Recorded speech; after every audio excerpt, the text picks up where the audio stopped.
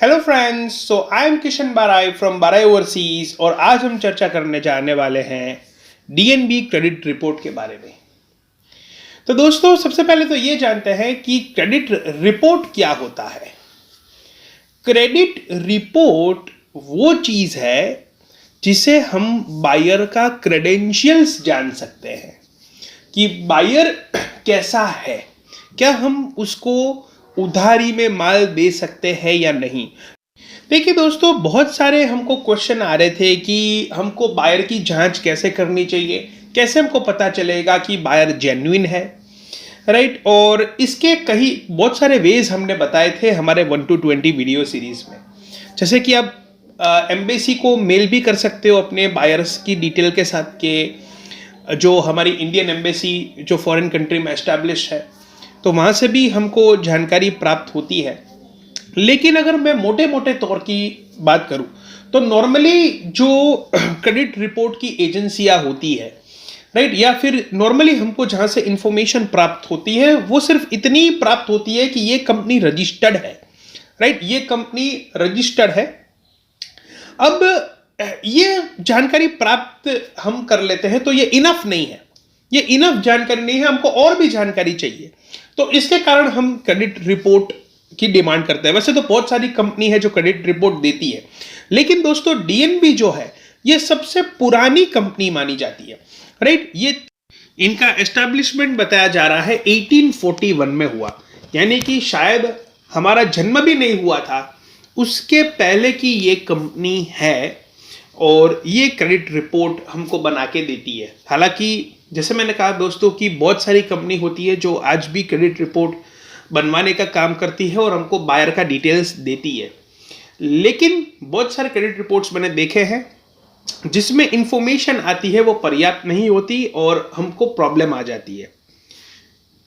तो दोस्तों, इस वीडियो में हम प्रैक्टिकली सीखेंगे कि कैसा हमारा क्रेडिट रिपोर्ट होना चाहिए, कैसे उसमें एनालिसिस किया जाता है, क्या फंडामेंटल्स होता है, क्या फाइनेंशियल एनालिसिस होता है, ये सारा डिटेल समझेंगे और प्रैक्टिकली रिपोर्ट भी देखेंगे, राइट, ताकि आप दूसरे को या जहां से भी आप रिपोर्ट निकलवाते हो या बैंक से रिपोर्ट जनरेट करवाते हो मेनली, तो आपको पता होना चाहिए कि रिपोर्ट इस तरीके का चाहिए और इस तरीके का डिटेल्स चाहिए।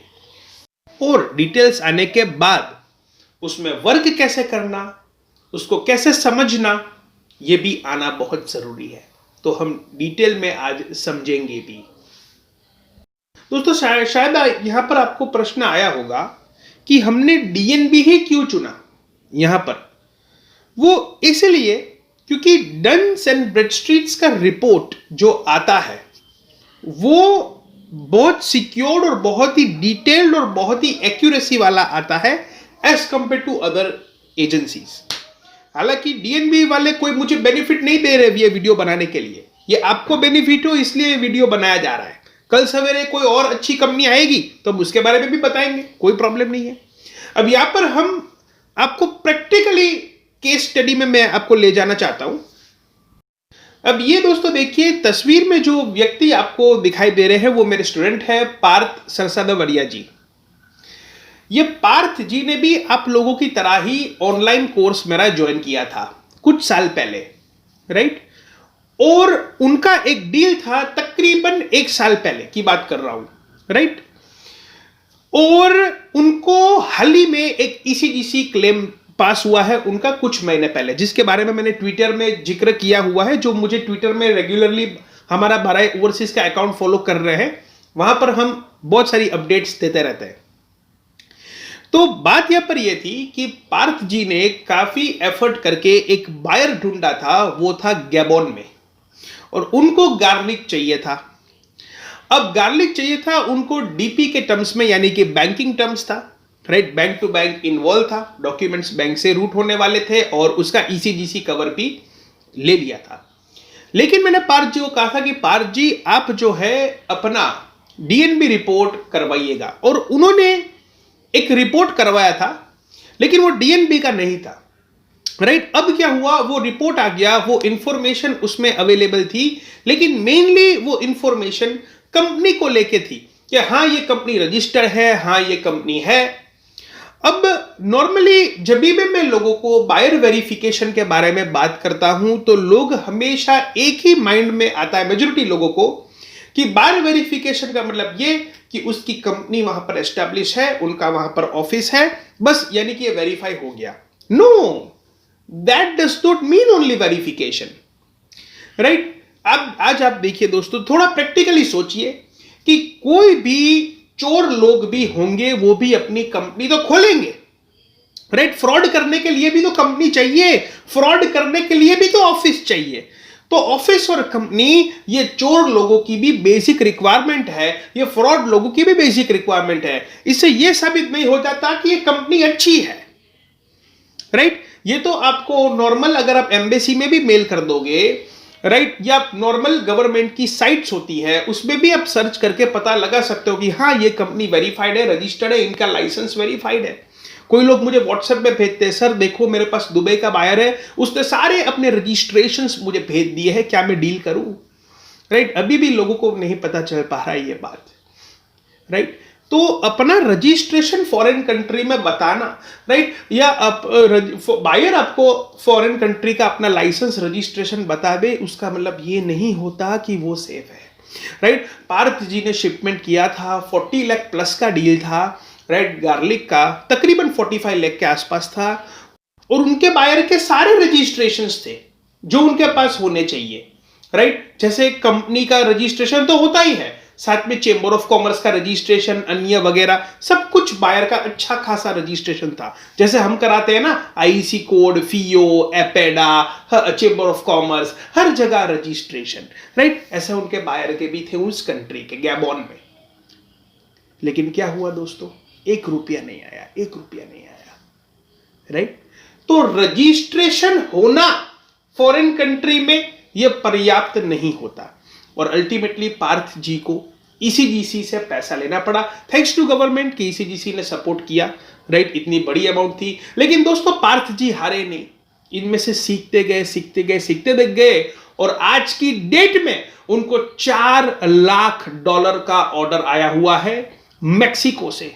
ये इससे पहले भी एडवांस डील कर चुके हैं सिरेमिक टाइल्स में, और अब बहुत सिक्योर्ड वे से डील करते हैं। साथ में उनका स्टार्ट योर स्टार्टअप टुडे नाम का भी एक वेबसाइट है, जो इनिशियल रजिस्ट्रेशन बिजनेसमैन को चाहिए वो भी उनको हेल्प करते हैं, और बिजनेस में भी उनको हेल्प करते हैं, राइट। सो ये मेरे स्टूडेंट हैं, और आज की डेट में जो कर रहे हैं अपना एक्सपोर्ट इंपोर्ट बिजनेस का, वो बहुत ही बड़े लेवल पे और अच्छा काम करते हैं। लेकिन उन्होंने जब शुरुआत की, राइट, शुरुआत की, तब उन्होंने उधारी में देना शुरू किया, राइट। लेकिन ये, इसका मतलब ये दोस्तों नहीं है कि हम ये कह रहे हैं कि आपको भी उधारी में शुरू करना पड़ेगा, नहीं। आप पहले कोशिश करो कि एडवांस पेमेंट आ पाए, ट्राई योर बेस्ट, लेकिन नहीं हो पाता तो अगर उधारी में देने की नौबत आई, राइट, तो फिर इसका मतलब ये नहीं है कि बे ही बिया भाई। एक कैलकुलेटिव एनालिसिस होना चाहिए। बिजनेस में एक वर्ड होता है कैलकुलेटेड रिस्क। रिस्क लेना अलग बात है और कैलकुलेटेड रिस्क लेना अलग बात है। तो यहां पर हम कैलकुलेटेड रिस्क लेने की बात कर रहे हैं, राइट। तो बिना टाइम वेस्ट किए शुरुआत करते हैं इंट्रोडक्शन से। देखिए दोस्तों, आपको कुछ थियोरेटिकल पॉइंट समझने होंगे, वरना आपको मैं डायरेक्ट अभी क्रेडिट रिपोर्ट बता दूंगा तो आपको समझ में नहीं आएगा, राइट। तो मैं चाहता हूं कि क्रेडिट रिपोर्ट जब मैं आपको बताऊं, इस वीडियो में ही बताऊंगा, थोड़ा धैर्य रखेगा, लेकिन इससे पहले आप चीजों को समझ ले ठीक से, ठीक है। तो सबसे पहले इंट्रोडक्शन से शुरुआत करते हैं। Market credit reviews from Dun and Bradstreets help you easily evaluate risk around the company, find secret hazards and future hazards। तो क्या ही कह रहे हैं दोस्तों कि यहां पर देखिए, सीक्रेट हैजर्ड का मतलब यहां पर होता है रिस्क, राइट, और फ्यूचर हैजर्ड का मतलब भी जो फ्यूचर प्रोबेबल रिस्क फैक्टर्स होते हैं वो, राइट। तो इससे हम डीएनबी से पता लगा सकते हैं, which ensures that you can make credit decision quicker and better. इससे हम उनको उधारी में देना या नहीं, राइट, उसका हम अच्छे से पता लगा सकते हैं। DNB detailed business credit report provides more than just business statistics. ये केवल स्टैटिस्टिक्स की बात नहीं हो रही बिजनेस की, वो तो है ही, फाइनेंशियल इंफॉर्मेशन भी होगा, राइट, एंड कॉन्टेक्स्ट इंफॉर्मेशन भी होगा। ये तो हम आपको रिपोर्ट बताएंगे, आपको पता चल जाएगा।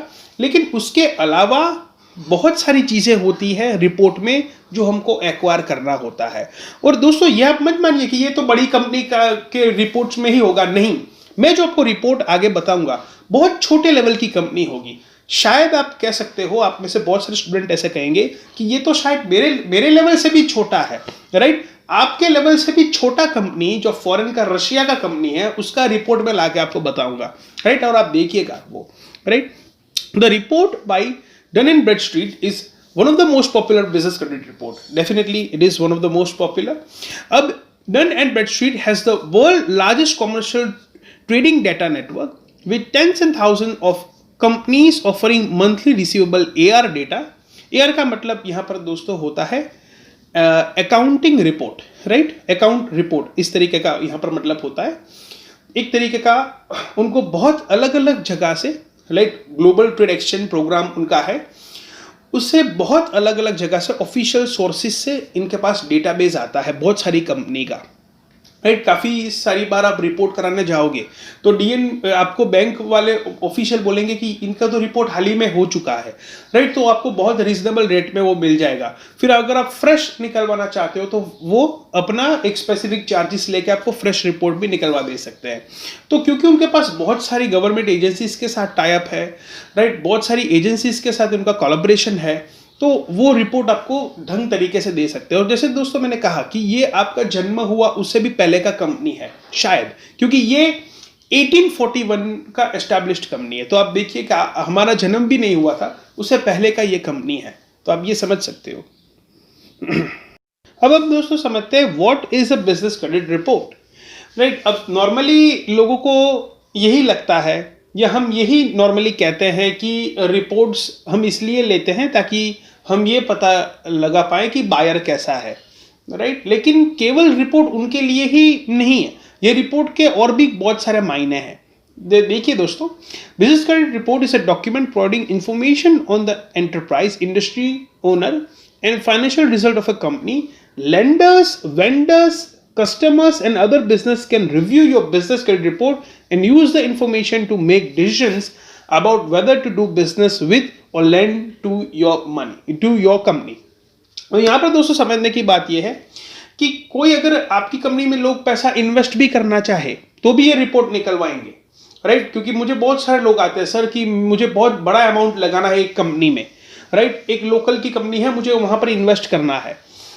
एक कंपनी एक्सपोर्ट करती है, वहां पर मुझे पैसा लगाना है, मैं क्या चेक करूं, राइट। तो आप उनका डीएनबी रिपोर्ट निकलवा सकते हो। डीएनबी रिपोर्ट निकालने के बाद आपको एनालिसिस करना आना चाहिए, राइट। जैसे अभी किसी बैंक से या फाइनेंशियल इंस्टीट्यूशन से या एनबीएफसी, जैसे नॉन बैंकिंग फाइनेंशियल कंपनीज हो गया, अदर बैंक्स हो गया, वो लोग भी क्या करते हैं, वो भी ऐसा डीएनबी रिपोर्ट आपका निकलवाते हैं, ठीक है। और डीएनबी रिपोर्ट का एनालिसिस करने के बाद भी वो निर्णय में आते हैं, डिसीजन लेते हैं कि आपको लोन देना चाहिए या नहीं, और देना है तो कितना देना चाहिए, राइट। अब फर्दर दोस्तों देखते हैं कि क्रेडिट रिपोर्ट में क्या होता है, क्या होना चाहिए, what is in a business credit report. तो कंपनी का प्रोफाइल तो होता ही है, होना ही चाहिए, रिस्क असेसमेंट होना चाहिए, business information, payment history, public records और इंक्वायरी, यानी कि सारी चीज़ें होनी चाहिए। जैसे वो कंपनी के अगेंस्ट में कितने केसेस चल रहे हैं, राइट, कितनी इंक्वायरीज चल रही है, राइट, लीगल में वो कितने स्ट्रॉन्ग है, कितने वीक है, उनके पास अभी कितना स्टॉक पड़ा है, कितना पेमेंट उनको आना अभी बाकी है, कितने लोग उनको उधारी में दे रहे हैं, कितना वो लोग उधारी में सप्लाई कर रहे हैं, राइट, कितना उनका कैश है। सारी चीज़ें, माइन्यूट से माइन्यूट चीज़ें जब हमको पता लग पाएगी, फिर इसके ऊपर से हम कैलकुलेशन कर पाएंगे, जो दोस्तों मैं आपको प्रैक्टिकल फर्दर रिपोर्ट में हम करेंगे। सारे सिस्टम को जोड़ के हर कोई क्रेडिट रिपोर्ट एजेंसीज जो रिपोर्ट देती है, उनका एक पॉइंट बेस्ड आकलन होता है, या फिर वो एक ऐसा सिस्टम आपको देते हैं जिस रिपोर्ट में ऐसा लिखा है कि आप इनके साथ डील कर सकते हो या नहीं। वैसे ही डीएनबी में 1 to 100 base point based system है, जिसमें सारे पैरामीटर्स जो रिपोर्ट्स में आते हैं, राइट, उसका एनालिसिस करके डीएनबी की एक्सपर्ट टीम आपको ये सजेस्ट करती है कि इनके साथ आप डील कर सकते हो या नहीं, या अगर डील करते हो तो कितना रिस्क फैक्टर है, राइट। तो अगर आपके पॉइंट्स जो है जितने कम आते हैं कंपनी के, राइट, उतना डीएनबी के सिस्टम के अनुसार वो ज़्यादा सिक्योर्ड है, और जितने हायर पॉइंट्स आते हैं, राइट, उतना ही रिस्क फैक्टर बढ़ जाता है। तो अगर पॉइंट्स जो है वो 20 है, a score of a 20 means that buyer typically pay on time, right. और अगर स्कोर जो है वो 0 है, यानी कि इसका मतलब ये होता है कि बायर आपको 30-40 दिन एडवांस पेमेंट दे देता है, यानी कि आपको एडवांस पेमेंट मिलता है, फिर आप प्रोडक्शन करते हो या माल को बनवाते हो, राइट, और फिर आप उसको सप्लाई करते हो।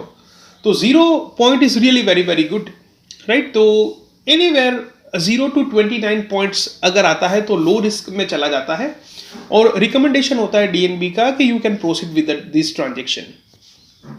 इसी तरीके से पोर्टफोलियो रिव्यू, डेटा एनालिसिस और कंपनी प्रोफाइल का हम जब रिपोर्ट पूरा देखेंगे तब मैं आपको समझाऊंगा। खास करके डीएनबी का जो फाइनेंशियल पार्ट है, डीएनबी रिपोर्ट का जो फाइनेंशियल इंफॉर्मेशन होता है, उसको अच्छी तरीके से फाइनेंशियल एक्सपर्ट्स के द्वारा एक क्रॉस वेरीफाई कराया जाता है, एक उनके द्वारा ऑडिट एनालिसिस कराया जाता है। तो ये एक अच्छी बात है, क्योंकि बहुत सारी क्रेडिट रिपोर्ट एजेंसीज में ऐसा भी होता है कि जो आपका बायर कहे, राइट, और वो इन्फॉर्मेशन वो मान लेते हैं और उनका रिपोर्ट जो बायर कहे उसके अनुसार आ जाता है। और आजकल के ज़माने में फ़ोटोशॉप एडिटिंग ये सब डॉक्यूमेंट्स में फाइनेंशियल पार्ट में भी होता है। जैसे टैक्स भरा हुआ है तो रिटर्न जितना भरा है उससे ज़्यादा वो बता देते हैं, फाइनेंशियल मैनिपुलेशन कर सकते हैं, राइट। और वो क्रेडिट रिपोर्ट एजेंसीज को बताएंगे तो क्रेडिट रिपोर्ट एजेंसीज उसके अनुसार वो क्रेडिट रिपोर्ट उनका बना के देगा और वो आपको मिलेगा। तो इससे कहीं ना कहीं ये चीज़ें बायर के फेवर में चली जाती है, लेकिन डीएनबी में ऐसा नहीं है। खास करके फाइनेंशियल पार्ट को ये लोग अच्छी तरीके से वेरीफाई करवाते हैं। खास करके कंपनी के करंट एसेट्स कितने हैं, कैश कितना है, मार्केट सिक्योरिटीज़ कितना है। अब जैसे कि मैं कैश बोलता हूँ तो कैश डजंट मीन कि कंपनी के पास रोकड़ा कितना है, राइट, या ब्लैक मनी कितना है, कि कितना कैश रखते हैं, कितना बैंक में रखते हैं, ऐसा नहीं। कैश का मतलब ही यह है कि बैंक बैलेंस, राइट। यहाँ पर आपको इस तरीके से समझना है। करंट एसेट में ट्रेडिंग एसेट, मार्केट सिक्योरिटीज़ में जैसे कि मार्केटेबल शेयर्स, ये जब हम इसके फाइनेंशियल पार्ट देखेंगे रियल प्रैक्टिकल रिपोर्ट में, तब आप इस चीज़ को बहुत डिटेल से बेहतर समझ पाओगे। जैसे अकाउंट रिसीवेबल्स कितना है, इन्वेंटरी कंपनी का कितना है, उनकी लायबिलिटी कितनी है, लॉन्ग टर्म लायबिलिटी कितनी है। देखिए, अकाउंट रिसीवेबल मतलब कितना पैसा उनको भी कंपनी को आना है, इन्वेंटरी मतलब उनका स्टॉक, ठीक है। करंट लायबिलिटी मतलब कहीं से देवा है, उनको भी पेमेंट देना बाकी है। लॉन्ग टर्म लायबिलिटी यानी कि कहीं से लोन उठाए हैं, ईएमआई भर रहे हैं, लॉन्ग टर्म लोन्स है। ऐसे बहुत सारे फैक्टर्स होते हैं that we need to understand in the reports. और फाइनेंशियल फिगर्स का कोई वैल्यू नहीं है अगर इसको आप रेशियोज में कन्वर्ट नहीं कर सकते। रेशियोज में सारे को हम ले जाएंगे ताकि हमको एक्चुअल में पता चल पाएगा कि ये फाइनेंशियल इंफॉर्मेशन से हम कितना एनालिसिस कर सकते हैं। जैसे सॉल्वेंसी रेशियो हो गया, एफिशिएंसी रेशियो हो गया, प्रॉफिटेबिलिटी रेशियो हो गया, राइट। ये सारा हमको पता लगाना पड़ेगा ताकि हम ये पता लगा पाए कि कंपनी कितना स्ट्रॉन्ग है, कितना वीक है, कौन से डिफरेंट एरियाज में। देयर आर सेवरल रेशियोज, जैसे करंट रेशियोज है, current liability to inventory ratio है, total liability to net worth, fix asset to net worth. तो ये बहुत सारा कैलकुलेशन, एनालिसिस, स्टडी हम करेंगे प्रैक्टिकली, राइट, क्योंकि ये बड़ी प्रैक्टिकल चीज़ है। तो ये रिपोर्ट में ही आपको जब मैं ढंग से बताऊंगा तब ये चीज़ आपको समझ में आएगा। सो मेक श्योर आप पूरा वीडियो देखेगा, बहुत सारी चीज़ें आगे आने वाली है। तो मेनली प्रोज और कॉन्स की बात करें डन्स एंड ब्रैडस्ट्रीट के, तो प्रोज उनके ये है कि एक पॉपुलैरिटी है, ये रिपोर्ट बहुत ही फेमस है, कंपनी अच्छी तरीके से अपना मेहनत करती है आपको रिपोर्ट देने के लिए। This report helps you to build your business credit, और एक तरीके का सेल्फ रिपोर्टिंग ऑप्शंस भी है। जैसे फॉर एग्जांपल बहुत सारी चीज़ें हैं जो आपको पूछी जाती है और वही इसमें लिखी जाती है मोटे तौर पे। सो अगर आप डीएनबी का डंस नंबर ले लेते हो, राइट, तो बहुत सारी चीज़ें हैं और आप अपना सेल्फ रिपोर्ट निकलवाते हो। तो वही रिपोर्ट आपका दूसरे लोगों को भी दिया जाएगा। अब मान लेते हैं कि आप बायर है, ठीक है, और आप उधारी में गुड्स लेना चाहते हैं या फिर आप चाहते हैं कोई आपको लोन दे, तो बहुत सारी चीजें सेल्फ रिपोर्टिंग में की जा सकती है। जैसे नंबर ऑफ एम्प्लॉइज, ठीक है, तो नंबर ऑफ एम्प्लॉइज हो सकता है कि 2 हैं, राइट, तो इसके बदले आप बता दोगे 4 या 8, तो उसमें उतना वेरिफिकेशन नहीं होता, क्योंकि मैंने कुछ रिपोर्ट से देखे हैं जिसमें 28 एम्प्लॉइज में देखना हूं, लेकिन एक्चुअल में उतने नहीं होते, राइट, ये खुद हमको ओनर्स बताते हैं और उनके रिपोर्ट्स में इतना ज्यादा एम्प्लॉइज आते हैं। वैसे डीएनबी रिपोर्ट की लिमिटेशंस भी है, राइट, खास करके जो लोग रिपोर्ट निकलवाते हैं। तो सबसे पहले तो ये एक्सपेंसिव चीज़ है। अब मैं नॉर्मली ये लोग बैंक से अप्रोच करते हैं डीएनबी रिपोर्ट को निकलवाने के लिए, क्योंकि बैंक का टाई अप होता है और रिजनेबल रेट में कभी कभी मिल जाता है बैंक से। तो बैंक में भी रेट्स जो आते हैं, कोई बैंक 2000, 4000, 8000 और कोई कई जगह तो मैंने देखा है 15-16 हज़ार और कई जगह पे 30,000 रुपए तक का भी कॉस्ट लग जाता है, राइट। तो it's very very expensive, right, खास करके एक छोटे स्टार्टअप्स के लिए कि इतने 1000 रुपए देना और फिर बायर का रिपोर्ट निकलवाना, राइट, तो it's little expensive thing specially for the startups. खास करके जिनका डंस नंबर लिया गया है, राइट, उनका कहीं ना कहीं एक तरीके का फेवरेबल रिपोर्ट आएगा, क्योंकि उन्होंने बहुत सारी चीजें ऑलरेडी डीएनबी को दे दी है। अब डंस नंबर जो है, राइट, वो अगर वो कोई नहीं लेता है और उनका अगर डीएनबी रिपोर्ट निकलवा जाता है, तो इट इज ऑब्वियस कि इंफॉर्मेशन जो है वो उतनी एक्यूरेसी वाली या फिर कह सकते हैं कि उतनी नहीं डिटेल उसमें आती। सो इसमें खास करके बताना पड़ता है स्टार्टअप्स को या एक्सपोर्टर को, कि बायर को, कि देखिए हम आपका डीएनबी रिपोर्ट करवाने जा रहे हैं, आप एक्टिव रहिएगा। और डीएनबी, ताकि क्या है कि आपका जो बायर है, डीएनबी एजेंसी जब भी वहां पर जाए या उनको अप्रोच करे तो उनको सफिशिएंट इंफॉर्मेशन दे, वरना आपके रिपोर्ट में आएगा क्या कि आपने इतने 1000 रुपए खर्चे, राइट, और बायर का वहां पर कोई भी प्रकार का डंस नंबर नहीं है या फिर बायर जो है सफिशिएंट इंफॉर्मेशन डीएनबी को नहीं दे पा रहा, तो फिर रिपोर्ट में ये आएगा कि भाई हमने तो पूछा था लेकिन ऐसी कोई माहिती हमको मिली नहीं है, ऐसी कोई इंफॉर्मेशन हमको मिल नहीं पाई बायर की तरफ से, तो उसके ऊपर से आप कोई फंडामेंटल एनालिसिस नहीं कर पाओगे, राइट। सो मेक श्योर कि आप अपने बायर हैं उसको कह सकते हैं कि आप जो है डंस नंबर के लिए अप्लाई करिए, या फिर जब भी आप अपना डीएनबी रिपोर्ट यहाँ से निकलवाते हो तो उनको आप बता सकते हो कि मेक श्योर कि आप एक्टिव रहे, डीएनबी की टीम आपको अप्रोच करेगी और उनको जो इन्फॉर्मेशन चाहिए आप उनको बताइएगा, राइट, ताकि हमको एक रिपोर्ट मिल पाए और हम आगे निर्णय ले पाए। सो डंस नंबर अगर आप भी अप्लाई करना चाहते हैं या फिर आप बायर को बताना चाहते हैं तो उनकी ऑफिशियल वेबसाइट है यहाँ पर, राइट, आप डायरेक्टली डीएनबी को अप्रोच करिएगा, right, so that you will get the authentic price और authentic information about the DNB report of India and abroad. Finally दोस्तों हम उनका समरी देखते हैं। A credit reports and ratings of your company are very helpful when you plan to negotiate with other business or borrow money in the future। यानी कि आपका credit report भी बहुत ज़रूरी है अगर आप चाहते हो कि कहीं से आप पैसा लाओ, राइट, इन्वेस्टमेंट अगर आपको आपकी कंपनी में चाहिए, कहीं से लोन चाहिए या फिर उधारी में मटेरियल चाहिए, आप चाहते हो कि कोई आपको क्रेडिट में भी माल दे, राइट, तो आपका क्रेडिट रिपोर्ट आपका स्ट्रांग होना ज़रूरी है और क्रेडिट रिपोर्ट आपको चाहिए। देखिए दोस्तों, एक वीडियो में मैंने बात करी थी इन्वेस्टमेंट बैंकर के बारे में, एक आर्टिकल में, राइट, और बहुत सारे इन्वेस्टमेंट बैंकर्स के इंडिया में ऑफिसेस भी है। ये इन्वेस्टमेंट बैंकर्स क्या है, जैसे जेपी मॉर्गन है, ये सब क्या है कि ये फॉरेन कंट्रीज से जो लोग भी इन्वेस्ट करना चाहते हैं, राइट, इंडिया में या इंडियन कंपनी में, तो ये ऐसी इन्वेस्टमेंट बैंकर्स को अप्रोच करते हैं और वहां पर आप वो कंपनीज मीडिएटर रह के आपको डायरेक्टली बायर से या इन्वेस्टर से, राइट, अपना अप्रोच करवाते हैं और आपकी कंपनी में वो पैसा इन्वेस्ट कर सकते हैं और आपको उनको स्पेसिफिक रिटर्न देना है over the period of time, क्योंकि वहां पर इंटरेस्ट रेट्स बहुत कम है। इंडिया में इंटरेस्ट रेट्स थोड़े ज्यादा रहता है डेवलप्ड कंट्री की कंपैरिजन से, because it's an developing country. आपने 1 to 20 सीरीज में ये एक पॉइंट देखा होगा। तो आपको कहीं से भी फंड्स ले, जैसे वेंचर कैपिटलिस्ट का भी ऑप्शन है, वीसी से भी पैसा ले सकते हो आप अपने बिजनेस के लिए, आइडियाज के लिए, लेकिन वो यूं ही तो पैसा नहीं डाल देंगे, कोई आपको यूं ही तो लोन नहीं दे देगा, कोई यूं ही तो आपकी कंपनी में पैसा इन्वेस्ट नहीं कर देगा, राइट।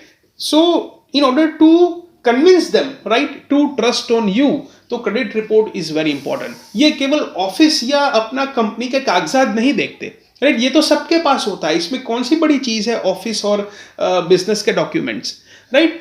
तो ये जो चीज हमको चेक करना चाहिए, ये हम आगे रिपोर्ट में अभी हम देखने वाले हैं। यहाँ पर दोस्तों देखिए फर्दर मैंने लिखा है, the Dun and Bradstreet study uses industry data for more than 30,000 outlets to provide a detailed corporate credit survey. This information includes public and privately obtained data and 5 ratings that assess the credit and risk of the company. The DNB report would most likely offer assistance to the owner seeking to set up business loans, secured approvals for loans, or screen other companies. तो जैसे आप दोस्तों देख सकते हैं कि बहुत सारी एजेंसीज के साथ डीएनबी का एक तालमेल है, राइट, और वो अच्छा सा अच्छा कंपनी का एक निचोड़ बना के आपको दे सकते हैं, या फिर अगर आपको कहीं से लोन चाहिए, इन्वेस्टमेंट चाहिए, राइट, आपकी कंपनी को ग्रोथ के लिए फंड्स चाहिए, तो उसमें कैसा क्रेडिट रिपोर्ट होना चाहिए, कैसे कौन कौन से एरियाज में आपको मेहनत करनी चाहिए, उनका भी असिस्टेंस डीएनबी देता है। यानी कि डीएनबी केवल सिर्फ सर्वे और स्क्रीनिंग के लिए नहीं है, लेकिन ये आपकी कंपनी की एक ओवरऑल वैल्यू क्रिएशन हो, वैल्यू बिल्डअप हो और आप बड़े लेवल पे पहुंच पाओ, उसके लिए भी असिस्टेंस ये लोग देते हैं। तो आप इनकी वेबसाइट विजिट कर सकते हैं, बहुत ही पुरानी कंपनी है, राइट। और अभी हम बिना टाइम वेस्ट किए, राइट, सीधे रिपोर्ट की तरफ चलते हैं प्रैक्टिकली, और पूरा रिपोर्ट को माइन्यूटली धीरे धीरे समझेंगे, राइट। और ये हर किसी का रिपोर्ट निकल सकता है दोस्तों, छोटे से छोटी कंपनी से बड़ी कंपनी। आज आप चाहोगे आपका भी रिपोर्ट निकलवाना, तो भले कुछ नहीं है, लेकिन फिर भी अगर कोई ट्रांजैक्शन भी नहीं है, फिर भी आपका रिपोर्ट निकल सकता है। छोटा ट्रांजैक्शन है तो भी आ सकता है, रिपोर्ट आपका निकल जाएगा, right? So let's go directly towards a report of a company and let's do analysis directly over there. दोस्तों हम डीएनबी के क्रेडिट रिपोर्ट की तरफ आ चुके हैं।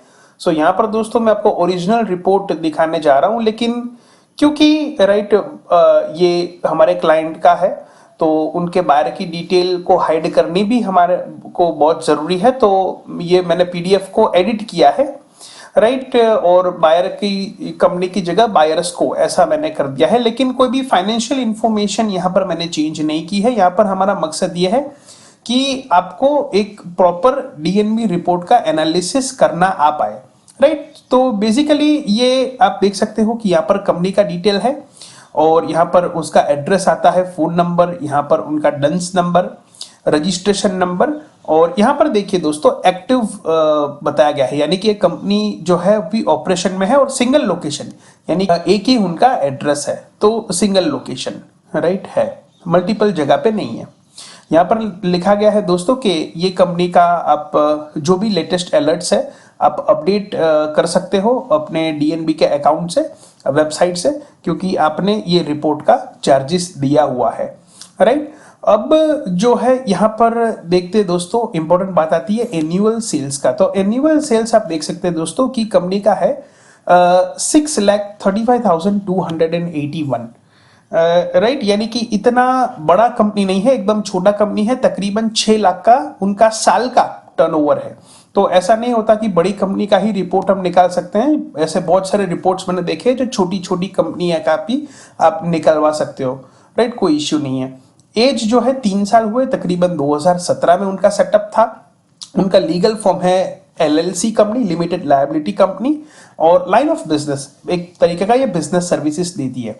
तो जैसे दोस्तों आप अपना उद्यम आधार में लिखते हो, राइट, और अपना जीएसटी में लिखते हो, तो वही डेटा जो है डीएनबी और फॉरेन कंट्री में भी ऐसा रजिस्ट्रेशन होता है उनका गवर्नमेंट का, तो वहां से ये डेटा एक्सट्रैक्ट करके आपको बताते हैं। अब यहाँ पर फर्दर आता है दोस्तों रिस्क एसेसमेंट।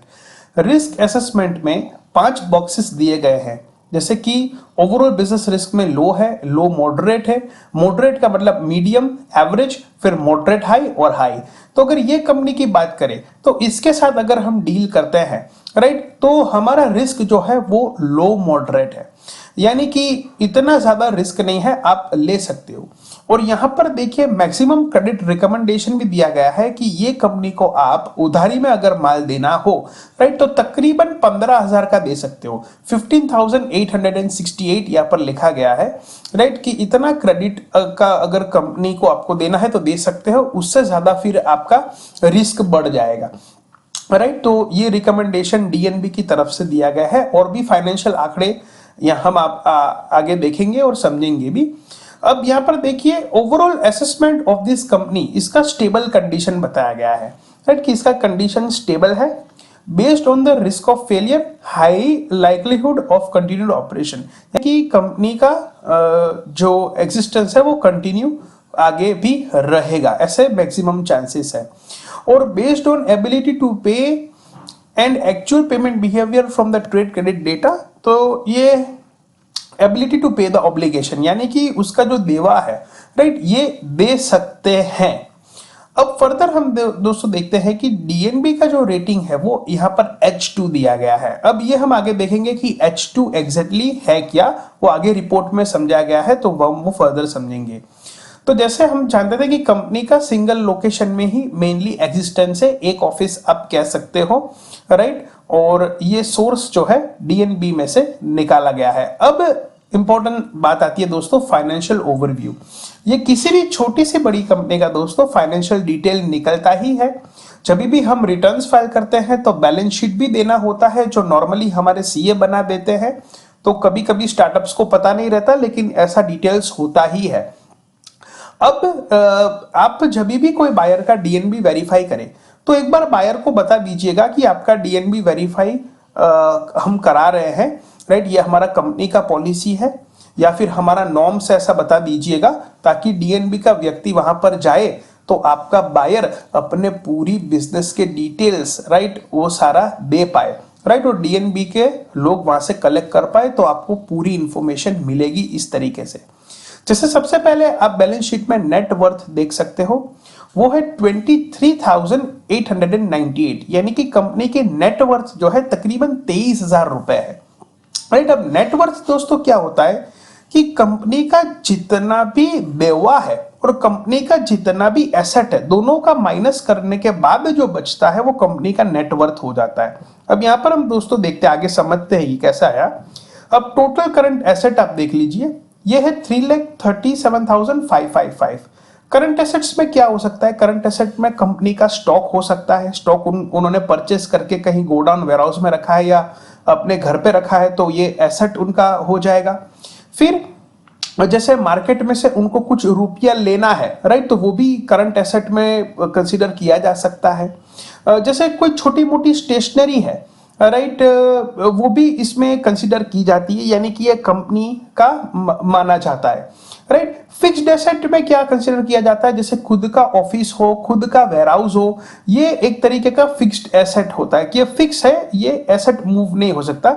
जैसे अपना प्लेस ऑफ बिजनेस परमानेंट जो उनका परचेस किया गया हो, लेकिन यहाँ पर जीरो है, यानी कि हम ये कह सकते हैं कि कंपनी रेंट पे चल रही है, कहीं भाड़ा दे रही है, राइट। अब क्या है कि इनका टोटल एसेट, राइट, करंट और फिक्स्ड मिला लेते हैं तो वही होता है 3,37,555, राइट। ये कंपनी का एक तरीके का प्लस है, राइट, ये आप कंसीडर कर सकते हो। अब लायबिलिटीज मतलब देवा, राइट, एक तरीके का।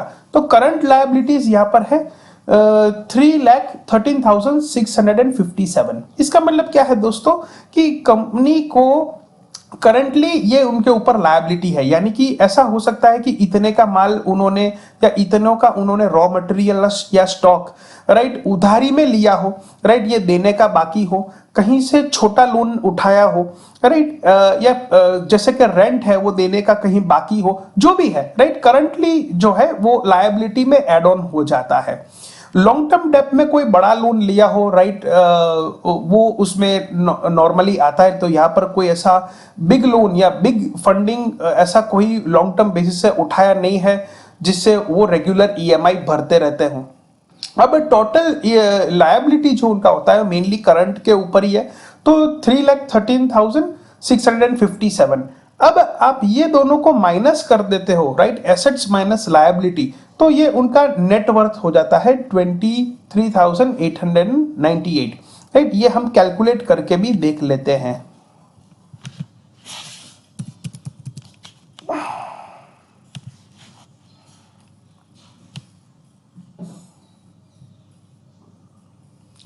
सो यहां पर हम देख सकते हैं कि उनका जो करंट है assets, right, it is 3,37,555, right. और यहां पर हम उसको माइनस कर देते हैं from the current liability, then it is 3,13,657, 13,13,657। तो ये उनका नेटवर्थ आ जाता है विच इज 23,898, जो यहाँ पर आपको ऊपर बताया गया है, राइट, ये चीज में। अब हम आगे बढ़ते हैं दोस्तों कि प्रॉफिट एंड लॉस का स्टेटमेंट देखते हैं। तो प्रॉफिट एंड लॉस जो है उसका सेल्स जो है, राइट, ये 6,35,281 का यहाँ पर सेल्स बताया गया है उनके द्वारा पूरे साल का। और उसमें income before profit and tax है 17,923 और नेट इनकम उनका है 13,940, राइट। तो अब कंपनी का प्रॉफिट कितना है, राइट, कितने परसेंटेज में ये काम करती है, तो इसके लिए आपको सिंपल सा क्रॉस मल्टीप्लिकेशन करना पड़ेगा। तो ये देखिए इस तरीके से होता है, जैसे कंपनी का सेल्स बताया गया था 6,35,281 और प्रॉफिट है उनको 13,940 रुपीज का। तो यहां पर सेल्स और प्रॉफिट को रख दीजिए। तो अगर 100 रुपए का कंपनी का सेल्स होता तो कितना प्रॉफिट होता, राइट। तो इसके लिए करना क्या पड़ेगा, क्रॉस मल्टीप्लीकेशन है सिंपल सा। तो 13,940 है, राइट, इसको 100 से मल्टीप्लाई कर दीजिए कैलकुलेटर में, राइट, और डिवाइडेड बाई 6,35,281 को करोगे तो आपको उनका प्रॉफिट का आंकड़ा आ जाएगा। तो ये हम कर लेते हैं, ये इजीली कैलकुलेटर में हो जाता है। सो कैलकुलेटर में हम कर सकते हैं कि 13,940 इसको मल्टीप्लाई बाय करेंगे 100 से और डिवाइडेड बाय 6,35,281। सो यहां पर हमको मिल गया दोस्तों कि 2.19% इनका प्रॉफिट मार्जिन है। तो अगर ये कंपनी मुझे ऑफर करती है और अगर ये कंपनी मुझे 5% 10% प्रॉफिट देती है तो मुझे जो है देखना पड़ेगा, क्योंकि ये कंपनी जो है खुद का उनका प्रॉफिट मार्जिन जो है वो 2% और 3% के में काम कर रही है, राइट। तो वो मुझे 5-10% प्रॉफिट कैसे दे सकती है, तो ये भी मुझे देखना पड़ेगा और इसमें स्टडी फर्दर करना पड़ेगा। तो ये सारी चीजों से आप काफी स्टडी कर सकते हैं और भी इसमें बहुत सारे रेशियो और इंडिकेटर है जिसमें हम स्टडी करेंगे। अब यहां पर दोस्तों बारी आती है की बिजनेस रेशियोज की, राइट। इसमें से हम एनालिसिस करते हैं की बिजनेस रेशियोज। बताया गया है करंट रेशियो, राइट। अब ये करंट रेशियो 1.08 है, लेकिन इसको कैलकुलेट कैसे करते हैं, तो इसका फॉर्मूला आप रिपोर्ट को अगर चेक करोगे तो इनके फर्दर पेज 12 में दिया गया है, राइट, ये फॉर्मूलाज कि इसको कैलकुलेट कैसे किया जाता है। तो हम कैलकुलेट करते हैं, ये सारे रेशियोज है और यहाँ पर उसका एक्सप्लेनेशन भी है। तो इसको मैंने अच्छे से वर्ड फाइल में यहाँ पर कॉपी पेस्ट किया है ताकि मैं आपको समझा सकूं। तो करंट रेशियो ये है कि जहां पर आपका total current assets divide by total current liabilities होती है, राइट।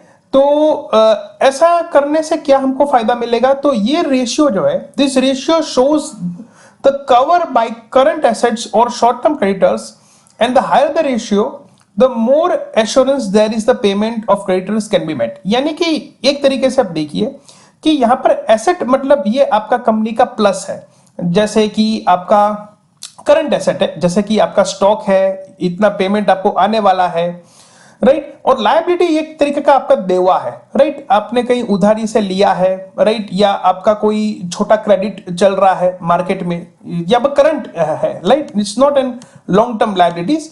तो ये करंट रेशियो आपका निकल के आएगा। एक तरीके से ये आपका रिसीवेबल हो गया और एक तरीके से आपका पेएबल हो गया, राइट। तो इसको डिवाइड जब हम करेंगे, राइट, तो we are going to get the answer which is 337,555, which is 3,37,555 divided by 313,657, यह आ जाता है 1.076 यानी कि 1.08, राइट, 1.08। तो ये हमारा आ गया, और ये हमारे रिपोर्ट्स में भी मैं आपको बता देता हूं।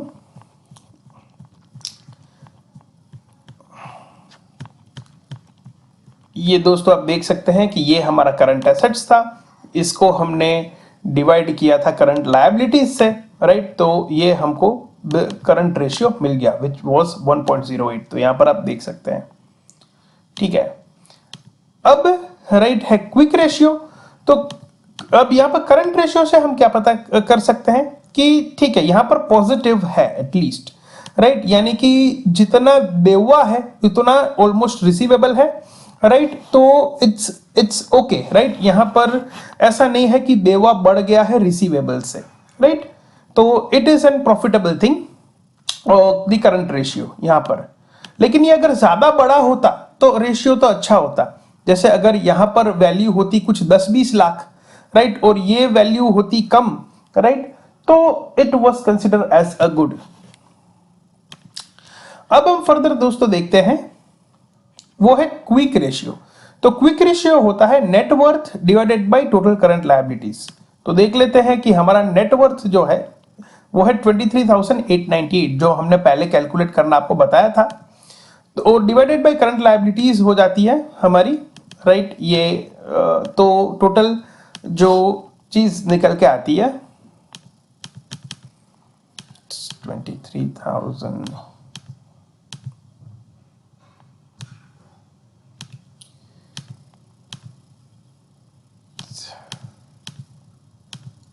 which is 0.076, so it is 0.08, right। ये हम कह सकते हैं। अब दोस्तों फर्दर स्टडी करते हैं about the country Russian federation. तो यहां पर क्लियरली हाई रिस्क में रेड मार्क किया गया है रशिया को इकोनॉमी को लेके, क्योंकि अभी के टाइम में रशिया में ट्रेड करना बहुत ही रिस्की है। क्यों? क्योंकि यहां पर लिखा गया है overall prospects of recovery weaken, but precious metal provides a boost for flagging export as gold exports surpasses those of natural gas for the first time in modern Russian history। यानी कि अगर मैं बात करूं कि तकरीबन 30 साल में पहली बार ऐसा हुआ है कि जो रशिया के पास नेचुरल गैस होता था, वो ही नॉर्मली उनका मेन सोर्स ऑफ रेवेन्यू था, उसे भी उनका गोल्ड का जो एक्सपोर्ट है वो सरपास हो चुका है। यानी कि उनका मेन जो बिजनेस है नेचुरल गैस का वो डाउन में चल रहा है, क्राइसिस में चल रहा है, और अभी गोल्ड का उनका अप चल रहा है। तो ओवरऑल उनकी इकोनॉमी को डीएनबी की रेटिंग की तरफ से हाई रिस्क बताया गया है कि रशिया एक अभी बहुत मंदी के दौर पे चल रहा है, राइट। तो बहुत ही ध्यान रखने की जरूरत है, कंट्री रिस्क अभी वेरी हाई है रशिया में ट्रेड करना सेफ बिल्कुल ही नहीं है। यह क्लियर साफ यहां पर साबित होता है। ये दोस्तों आप इकोनॉमिक टाइम्स में भी पढ़ सकते हो, Russia sells more gold than gas for the first time in 30 years, right. ये आप आर्टिकल न्यूज आपको इंटरनेट में बहुत सारे मिल जाएंगे। अब हम दोस्तों आगे बढ़ते हैं।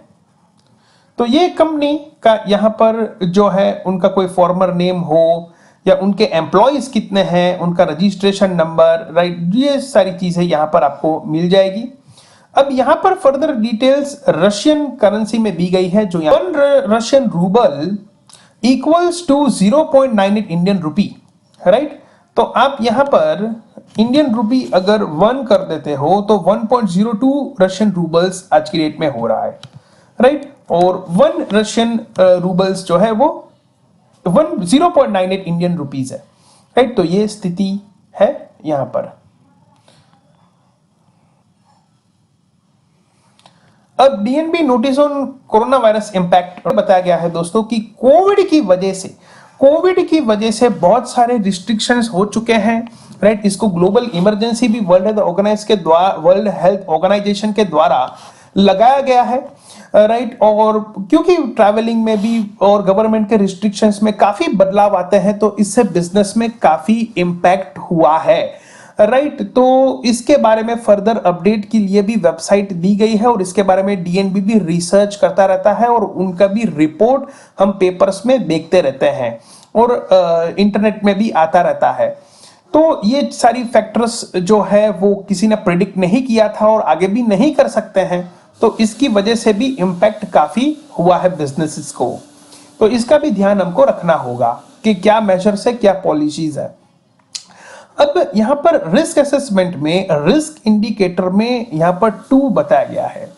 अगर लो लेवल रिस्क है, राइट, देन इट इज 1, और हाई लेवल रिस्क है देन इट इज 4, राइट। तो यहां पर risk level of the company is low, यानी कि इनको लो दिया गया है, राइट। फाइनेंशियल स्ट्रेंथ H है, ये बेस्ड ऑन द नेटवर्थ होता है, इसका शीट नीचे बताया गया है, वो मैं आपको बताऊंगा। Risk indicator 2, right. ये H जो है वो इसलिए है क्योंकि 0 to 15,000 US डॉलर को फाइनेंशियल स्ट्रेंथ H बताया गया है शीट में, तो वो हम आगे जरूर देखेंगे, right. And the risk indicator which is good, right, क्योंकि ये कंपनी से डील करने में लो रिस्क है। लेकिन लो रिस्क तभी है दोस्तों कि आप जो यहां पर आंकड़ा बताया गया था कि आप इतने अमाउंट में क्रेडिट रिकमेंडेशन में काम करते हो, तो अगर कंपनी के आप देखिए कि कंपनी का यहां पर 6 लाख का काम है ईयरली और इसको आपको 50 लाख का 25 लाख का मटेरियल भेजोगे तो रिस्क लेवल बहुत हाई हो जाएगा। लेकिन उनकी लिमिट में अगर आप काम करते हो, राइट, तो ये लो रिस्क का यहां पर आपको बताया गया है। तो यहां पर देखिए ड्यू डिलिजेंस इंडेक्स में 27 है, राइट। यहां पर भी 0 से 99 तक का पॉइंट्स होता है। अगर 0 to 29 में है तो उसको लो रिस्क माना जाता है। लोएस्ट रिस्क 0 पॉइंट को दिया जाता है और हाई रिस्क है 99, राइट। तो इसको 27 है तो ये अच्छा माना गया है कि ये लो रिस्क कंपनी है। अगर 0 to 29 पॉइंट्स आते हैं, राइट, तो रिस्क असेसमेंट लो माना जाएगा। यहां पर डीएनबी आपको कहता है कि इस कंपनी के साथ आप ट्रांजैक्शन करिए, प्रोसीड विद द ट्रांजैक्शन, लेकिन कंपनी के लिमिट में, राइट। फिर 30 to 49 है तो मॉडरेट रिस्क माना जाएगा, यहां पर भी प्रोसीड विद ट्रांजैक्शन है। 50 to 69 में मीडियम रिस्क है, प्रोसीड विद ट्रांजैक्शन, बट बहुत मॉनिटर आपको क्लोजली करना पड़ेगा। मॉनिटर में क्या आप क्लोजली कर सकते हो, जैसे वो प्रॉफिट कमा रहा है कि नहीं, उनका कैसा मार्केट है, वहां पर उसका फॉरेन का कैसा सेल्स है, राइट। ये बहुत सारी चीज आपको देखनी पड़ेगी आगे, और भी इसमें फाइनेंशियल डिटेल्स है, वो भी हम देखेंगे। 70 to 89 हाई रिस्क है, राइट। टेक सुटेबल एश्योरेंस, यानी कि यहां पर आपको और भी क्रेडिट इंश्योरेंस लेना पड़ेगा। हालांकि डीएनबी कोई ऐसा पेमेंट का गारंटी नहीं देता कि बायर पैसा नहीं दे तो डीएनबी का लायबिलिटी आएगा, ऐसा नहीं होगा, ये तो केवल एनालिसिस करके देते हैं, राइट। लेकिन यहां पर आपको स्ट्रॉन्ग क्रेडिट इंश्योरेंस लेने पड़ेंगे, हालांकि वो तो हमको हमेशा लेने चाहिए, लेकिन यहां पर बहुत एश्योरेंस रखने की बात कही गई है। और 0 to 99 पॉइंट में कंपनी आती है तो वो हाईएस्ट रिस्क है, राइट। हाईएस्ट रिस्क में नॉर्मली आपको ट्रेड करना ही नहीं चाहिए, राइट, यहां पर। तो ये सारी बातें इसमें बताई गई है। अब यहाँ के की इंडिकेटर्स आता है, जैसे रिस्क इंडिकेटर्स तो स्टैटिक है, राइट। करंट रेशियो इंप्रूविंग हो रहा है, राइट। करंट रेशियो इंप्रूविंग हो रहा है तो ये अच्छी बात है। देखिए करंट रेशियो हमने देखा, राइट, तो वो इंप्रूविंग बता रहा है। स्टैट्यूटरी डेब्ट स्टैटिक है, नंबर ऑफ एम्प्लॉइज भी उनके स्टैटिक है, ना बढ़ रहे हैं या घट रहे हैं। सॉल्वेंसी रेशियो यहाँ पर डिक्रीजिंग हो रहा है। इसका क्या मतलब है दोस्तों? What do mean by solvency ratio? इसका कैलकुलेशन भी हम करने वाले हैं। ये भी नीचे डीएनबी रिपोर्ट में दिया गया है, जो मैंने फर्दर यहां पर लिखा है। तो सॉल्वेंसी रेशियो को कैलकुलेट करने के लिए current liabilities plus long term liabilities divide by tangible net worth into 100। अब पहले हम ये समझ लेते हैं कि सॉल्वेंसी रेशियो है क्या, राइट। तो from this can be seen the extent to which the company is enhanced by creditors and debt rather than permanent finance. The higher the ratio, the more likely it is that debt, either short term or long term, will be burden for a company. यहां पर मैं red mark कर देता हूं क्योंकि बहुत important बात बता रहे हैं। ये क्या बता रहे हैं? ये बता रहे हैं कि ये सॉल्वेंसी रेशियो से हमको ये पता लगेगा कि कंपनी के पास खुद का कुछ पैसा है या गांव के पैसे से ही धंधा कर रहा है, राइट। अगर गांव के पैसों से ही लेके ही धंधा कर रहा है तो भैया बहुत रिस्क है, बहुत बर्डन है, राइट। कि अब के टाइम में देखिए सारे अभी ग्लोबल क्राइसिस का माहौल चल रहा है, राइट। गांव के पैसे लिए, राइट, उसमें से कब प्रॉफिट कमाएगा, और अगर कुछ नुकसान हुआ, कोविड के चलते कुछ ऐसा रिस्ट्रिक्शन हुआ कि धंधा बंद हुआ, कुछ लॉकडाउन हुआ, तो क्या ये हमारे पेमेंट कर पाएगा, राइट। तो कंपनी बहुत फंड उठाती है बाहर से, खुद का फंड है नहीं, तो ये भी हमको देखना पड़ेगा। ये हम सॉल्वेंसी रेशियो से पता लगा सकते हैं। The effect is higher interest charges, lower profit and squeeze on liquidity to the disadvantage of the creditors। यानी कि जो इनमें पैसा लगा रहे हैं या जो उनको माल दे रहे हैं उनको रिस्क हो जाएगा अगर ये कंपनी बाहर के फंडिंग से ही चल रही है। तो अब सॉल्वेंसी रेशियो को निकालने के लिए क्या हमको करना पड़ेगा, करंट लायबिलिटीज यानी कि कंपनी का जो देवा है, राइट, उनको जो मार्केट में पैसा देना है, प्लस लॉन्ग टर्म लायबिलिटीज यानी कि जो भी लोन्स वगैरह ये लोग उठाए हैं, राइट, डिवाइडेड बाय कंपनी का नेटवर्थ कर दो। तो कंपनी का यहां पर जो है वो करंट लायबिलिटीज है 3,13,657, उसका लॉन्ग टर्म कोई लोन्स वगैरह नहीं है, तो करंट लायबिलिटीज इतना उनका देवा है, राइट। और जो एसेट, करंट एसेट है, यहां पर दोस्तों हमने करंट एसेट कंसीडर नहीं किया। क्यों करंट एसेट कंसीडर नहीं किया? क्योंकि करंट एसेट में स्टॉक भी हो सकता है, उसको पेमेंट आना भी होता भी क्या है, इस कोविड के टाइम में सब कह रहे हैं कि भाई मेरा पेमेंट नहीं आया है तो मैं अभी आपको नहीं दे सकता क्योंकि मेरा ऊपर से पेमेंट नहीं आया। अब मान के चलो कि उसका ऊपर से पेमेंट आएगा ही नहीं, और मान के चलो कि उनका स्टॉक बिकेगा ही नहीं, स्टॉक कंपनी के पास है लेकिन बिकेगा ही नहीं, तो क्या होगा?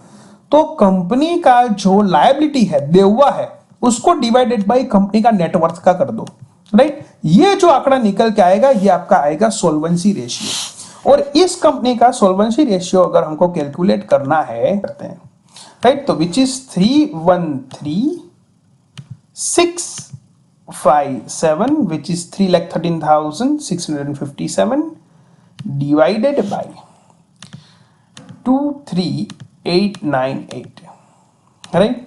तो यहां पर आ रहा है 13.124 इंटू 100 करना पड़ेगा, राइट, एज पर फॉर्मूला। तो ये आपका आ जा रहा है 1312.4। इसको थोड़ा बड़ा टेक्स्ट कर देता हूं आपको दिखाई दे।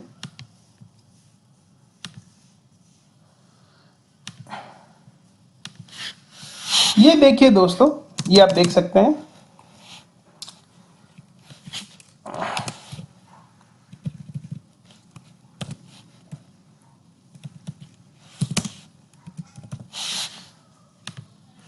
अब यहां पर ये जो है, हम ये भी चेक कर लेते हैं कि हमने बराबर कैलकुलेट किया कि नहीं, क्योंकि इसमें रेशियो कैलकुलेशन भी दिया गया है सारे। ये हम देख लेते हैं, यहां पर फर्दर रिपोर्ट्स में है,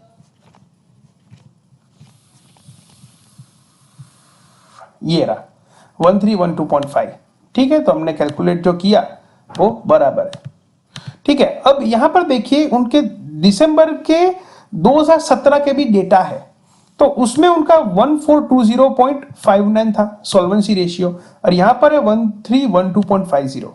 यानी कि ये हम कह सकते हैं कि ये कंपनी ने थोड़ा इंप्रूव तो किया, लेकिन राइट बहुत ही रिस्क है कि ये कंपनी के पास राइट इतना स्ट्रेंथ नहीं है अपने क्रेडिटर्स को रीपे करने का लिए। अगर ये कंपनी का काम स्टॉप हो जाता है due to any restrictions, right, तो it would be very difficult. हालांकि मैं ये नहीं कह रहा कि सॉल्वेंसी रेशियो किसी का नहीं होता, और it is always that solvency ratio would come for any company, right, on the higher side. लेकिन यहां पर क्लियर रिपोर्ट्स में बताया गया है, higher the ratio the more likely it is that debt either short term or long term will be the burden to the company, right। ये एक तरीके का burden to company है, right। अगर बिजनेस उनका स्टॉप होता है या अगर आप क्विक उनसे पैसा चाहते हो तो ये सोल्वेंसी रेशियो ध्यान में रखने की बात है। ऐसे दोस्तों बहुत सारे रेशियोज होते हैं कंपनी में। अब यहां पर हम आगे बढ़ते हैं, तो यहां पर देखते हैं कि जैसे उनका पब्लिक रिकॉर्ड्स, जहां पर उनका कोर्ट में कोई लिटिगेशन चल रहा है तो वो भी आएगा, राइट।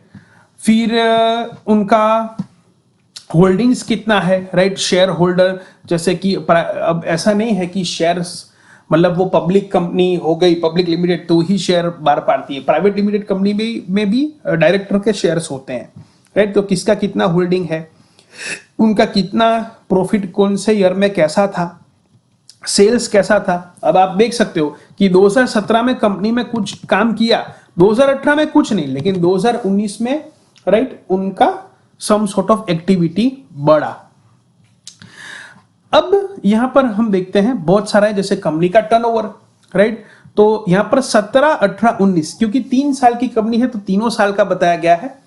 तो टर्नओवर आप देखिए, राइट, कि यहां पर टर्नओवर कंपनी का तकरीबन 7,07,000 था और यहां पर 6,38,000 का टर्नओवर हुआ। तो टर्नओवर में घटावट आई, राइट। तो इतना अच्छी बात नहीं है, लेकिन कोविड के चलते, राइट, इट्स ओके।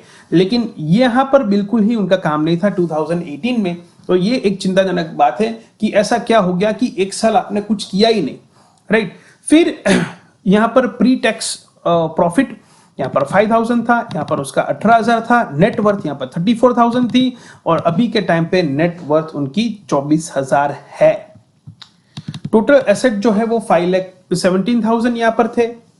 एसेट में गिरावट आई है यहां पर, लेकिन कंपनी के पास कोई फिक्स्ड एसेट नहीं है, राइट। कंपनी के पास जो भी है वो एक तरीके का करंट एसेट है, राइट। तो ये भी एक बात है कि कंपनी मेनली अपना भाड़े के ऊपर ही चल रही है, ऐसा हम यहाँ पर क्लियर बता सकते हैं। क्लियर यहाँ पर हम ऐसा देख सकते हैं। मेनली उनकी लायबिलिटी जो है वो कम हुई है, क्योंकि पहले तकरीबन 4,83,000 थी, अब उनका बेवा कम हुआ है, विच इज 3,15,000। उनका वर्किंग कैपिटल जो है, राइट, वो 34,000 है और यहाँ पर 24,000 है, जो तकरीबन आप समझ लीजिए कि ये उनका नेटवर्थ है, राइट। फिर ये तकरीबन आप देख सकते हो कि उनका नेटवर्थ जैसा है। लॉन्ग टर्म डेप्थ है नहीं ऐसा कोई। अब यहां पर रेशियोज की बात आ जाती है, इन्हें समझा देता हूं मेनली। और यहां पर हमने की रेशियोज जो थे वो तो कैलकुलेट कर दिए हैं। तो करंट रेशियो की बात करते हैं तो 2017 में करंट रेशियो 1.07 और करंट रेशियो यहां पर बढ़ा 1.08। करंट रेशियो में इंप्रूवमेंट होना अच्छी बात है, ये पॉजिटिव आप कह सकते हो।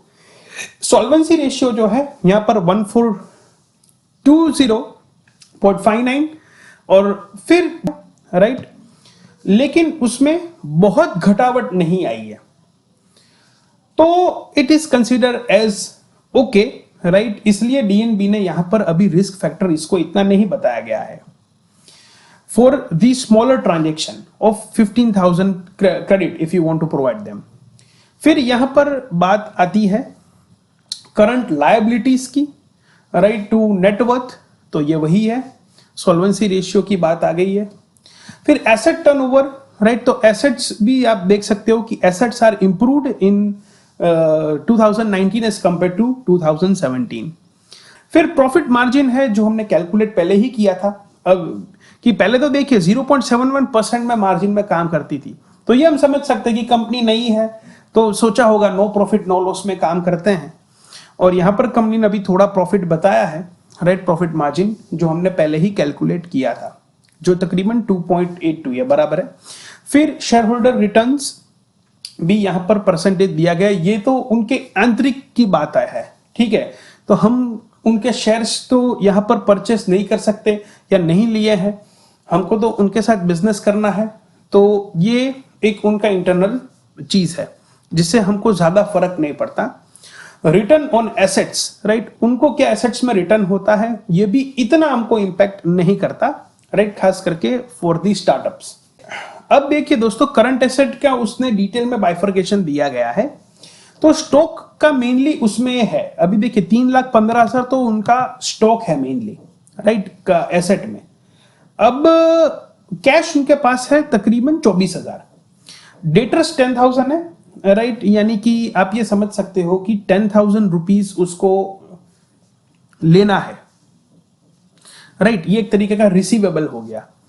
तो अभी ये उनका एसेट हो जाता है टोटल 3,39,000, राइट, जो हमने ऊपर शीट में देखा था, जो एसेट उनका 17 में अच्छा था, राइट, लेकिन यहां पर उनका एसेट जो है वो कम हुआ है एज कंपेयर टू 2017। और फाइनली उसका प्रॉफिट बताया गया है net profit at the end, सारा टैक्स वैक्स सब कुछ निकाल के। तो ये आप देख सकते हो, राइट। तो बेसिकली 4 वर्किंग डेज में ये रिपोर्ट आ गया है, दे दिया गया है। और यहाँ पर आप पूरा रिपोर्ट देख सकते हो। उसमें जो फाइनेंशियल स्ट्रेंथ था, यहाँ पर एच उनको दिया गया था, 0 to $15,000 की जो भी कैटेगरी होती है वो एच कैटेगरी में होता है। फिर यहाँ पर एन रेटिंग है, यानी कि financial strength is negative. O मतलब financial strength is undisclosed. N B अगर न्यू बिजनेस है, और एन क्यू यानी कि आउट ऑफ बिजनेस, राइट। तो ये सारी चीजें हैं, यहाँ पर सारे रेशियोज दिए गए हैं और उनका इंपॉर्टेंस। लेकिन हमने की रेशियो सारे कवर कर लिए जो हम इस रिपोर्ट में से जनरेट कर सकते थे, specially for the startups, right. अब दोस्तों आपको करना क्या है, देखिए दोस्तों, ये रिपोर्ट स्टडी आपको करना आ जाए, राइट, एनालिसिस, इसका मतलब ये नहीं है कि आप मार्केट में शेयर खरीदना शुरू कर दे। मैं आपको कह रहा हूं कि शेयर बाजार में ऐसे कोई भी रेशियो काम नहीं करते, राइट। मेरे बहुत सारे स्टूडेंट क्लाइंट है जो उनका शेयर्स में काफी बड़े लेवल पे काम है, बोल्ड भी है उनका, राइट, लेकिन none of the ratios including the PE ratio and everything are working in this time. Market में क्या शेयर बाजार में चल रहा है कि सब सट्टा की तरह चल रहा है, राइट, कि जैसे कोई लोग शेयर ले रहे हैं तो सब लोग पीछे पड़ गए तो उसका रेट बढ़ गया, डिमांड और सप्लाई से। लेकिन अगर दोस्तों आप चाहते हो कि आप फंडामेंटल स्टडी करना चाहते हो कंपनी का, and if you want to invest in any sort of company, तो आप उसके साथ ट्रेड करिए या वेंचर कैपिटलिस्ट बन जाइए, राइट। अब अगर आपको कंपनी में इन्वेस्ट करना है, right, that it doesn't mean कि आपके पास करोड़ों रुपया होना चाहिए। और मैं ये भी नहीं कह रहा हूं कि आप मेरे स्टूडेंट की कंपनी के साथ भी काम करिए। We don't charge any commission from anybody, we want कि सबका ग्रोथ हो। तो मैं आपको यूट्यूब में लिंक दे रहा हूं जो दूसरे यूट्यूबर का है, राइट, और वहां पर एक आईआईटी के पर्सन ने समझाया गया है कि what is the concept of bill discounting, जो अभी के टाइम में बहुत चल रहा है। और बड़ी बड़ी कंपनीज में आप इन्वेस्ट कर सकते हो, राइट, डायरेक्टली। जैसे कि फॉर एग्जांपल आप मान लीजिए कि कोका कोला का ऑर्डर मुझे आया, राइट। अब आप समझिए कि कोका कोला एक बड़े लेवल की कंपनी है, they will not provide me any advance payment, right. वो कोशिश करेगी कि मेरे से उधारी में ले। अब कोका कोला को इतना बड़ा ऑर्डर है, मुझे पता है कंपनी पैसा देगा, कंपनी स्ट्रांग है, राइट। तो ultimately what I will try to do, I will try to do bill discounting, right, so that मुझे फंड्स मिल पाए और मैं कोका कोला को शिपमेंट कर पाऊं, राइट। तो इसके रिलेटेड एक अच्छा वीडियो है, आप देखिएगा। If you want to study and analyse and do the analysis of more companies, right, then you can do that sort of thing, right. तो वो दूसरे यूट्यूबर का है, उससे मेरा कोई लेना देना नहीं है, लेकिन अच्छा वीडियो है जो मैं आपके साथ शेयर कर रहा हूं। दूसरी इंपॉर्टेंट बात आपको ये करनी है, राइट, कि मेरा जो वेबसाइट है एक्सपोर्ट इंपोर्ट गुरु का, उसमें मैंने और डिटेल आर्टिकल डाला है इस क्रेडिट रिपोर्ट के बारे में। वो आप रिसर्च करिए, स्टडी करिए, एनालिसिस करिए, और उसमें मैं क्रेडिट रिपोर्ट भी डाल रहा हूं, राइट। तो आप एनालिसिस स्टडी करिए, राइट। तो यहां पर दोस्तों मैंने आपको समझाया कि क्रेडिट रिपोर्ट का वैल्यू क्या होता है। सिर्फ क्रेडिट रिपोर्ट का मतलब ये नहीं है कि कंपनी वहां पर एस्टैब्लिश्ड है, उनका ऑफिस है, राइट, ये कंपनी के लाइसेंस रजिस्ट्रेशन है। अरे भाई, ऐसा तो सबका होता है, ये तो बेसिक नीड है, कंपनी तो आपकी भी है। उसका मतलब ये थोड़ी है कि सब कुछ ठीक ठाक चल रहा है आपकी कंपनी में, राइट। तो ऐसा एनालिसिस करिए, राइट, ऐसा एनालिसिस आपकी कंपनी का भी कराइए। और आपको जहां अगर कोई इन्वेस्ट भी करना है, अगर आपको खुद को बिल डिस्काउंटिंग कराना है, आपको ऑर्डर आ गया, right, then you have got several opportunities कि आपका बिल भी डिस्काउंटिंग आप करवा सकते हो, लेकिन आपका स्ट्रेंथ भी तो होना चाहिए, राइट। तो ऐसा आपका क्रेडिबिलिटी इंप्रूव हो, इसके लिए डीएनबी की एक्सपर्ट टीम भी आपको हेल्प करती है। इसी मार्केट में और भी different agencies are available, right. So you go through that, study that, right, article आप खास पढ़िएगा। फाइन, तो आज के लिए इतना ही। सो this Kishan Barai and thank you very much, have a nice day, good bye.